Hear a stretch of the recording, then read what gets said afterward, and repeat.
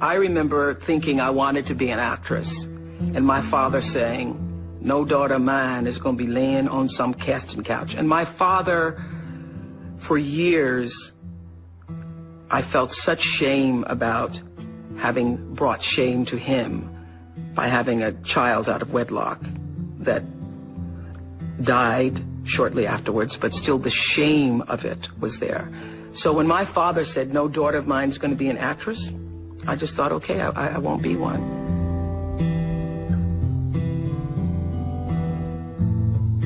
People doubt that your thoughts create reality for you. It doesn't if you're just sitting around thinking, I want something. It doesn't.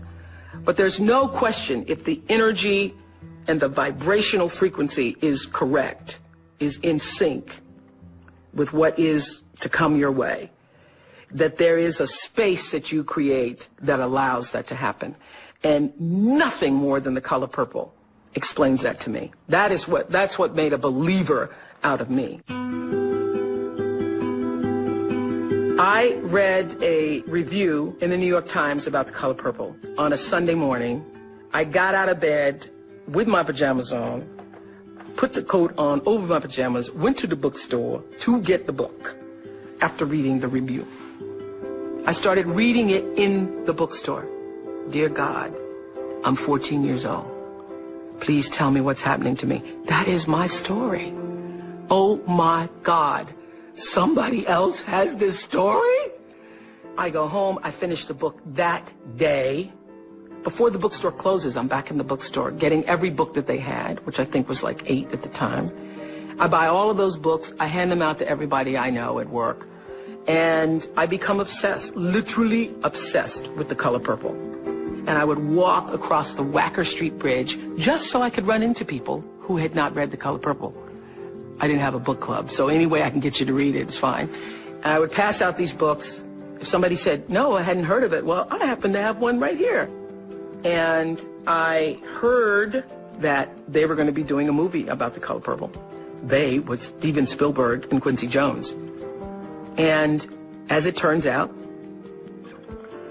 I start telling everybody, I'm going to be in that movie. I'm going to figure out a way to be in that movie. I get a call from a casting agent saying, we're casting for a movie called Moonsong. They called it Moonsong at the time. You're casting for a movie called Moonsong? You're sure it's not the color purple? Because I've been praying for the color purple. He goes, no, it's Moonsong. So I go to this audition on a day in Chicago where it was 72 below zero. So cold they had ropes out to keep people from falling down. I had a cold, a sore throat, swollen, and it had wrapped my head. And it was so cold that when you walked outside, your eyelids froze. When I walked in there, I thought, oh my goodness, it is the color purple. Because I know every character. I've read the book.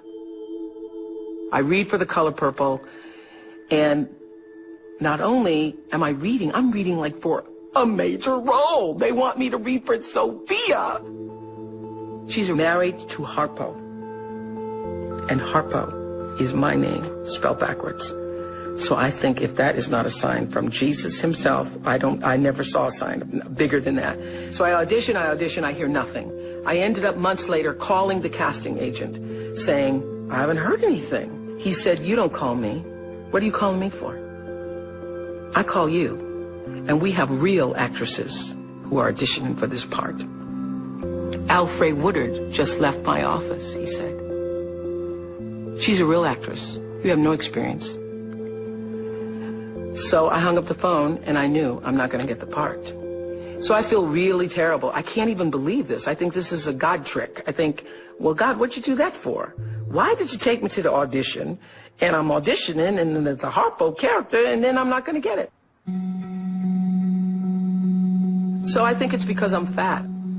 So I go to this fat farm, and as I am running around the track by myself on a cold, rainy Wisconsin day, I start praying to God out loud, and I say, I don't get it. I really don't get it, God, but I know you do. I don't know if this is some kind of joke or what you're doing with me, but I thought you wanted me to have this part. And I want to be in the space where I can thank you for the opportunity, but I can't now. I can't. It's too hard. Please help me let it go. Help me to let it go. And I start singing, I surrender all. I surrender all to thee, my blessed Savior. I surrender all. Now, that song just spontaneously came to me. But when you first start to sing it, you really can't surrender. You're just saying, okay, I'm going to sing the song. I sang and I prayed and I sang and I prayed. I sang and I prayed and I cried until I could feel myself let it go and know you're going to be all right. You're going to be all right. And at first I thought, you're going to be all right, but you won't be able to ever see the movie. You can't see the movie, but you'll be all right. And then I kept praying. I want to pray till I feel like I can actually go see the movie. And I will be able to bless Alfred Woodard in the role. That I'll be able to say, it's a good thing you got it. I want to be able to do that. And in the moment I could say, I can now see Alfred Woodard. I can see that can happen. And I will be okay. My life will go on and I will not be bitter and I will not be angry and I will not hold that and I will not feel for the rest of my life, she got it and I didn't. I want to have that kind of peace. And in the moment that happened to me, somebody comes running out to the track and says, there's a phone call for you. And there was Steven Spielberg calling to tell me that I hear you had a fat farm. And he said, if you lose a pound, you could lose this part. And I ended up stopping at Dairy Queen to make sure I hadn't lost a pound.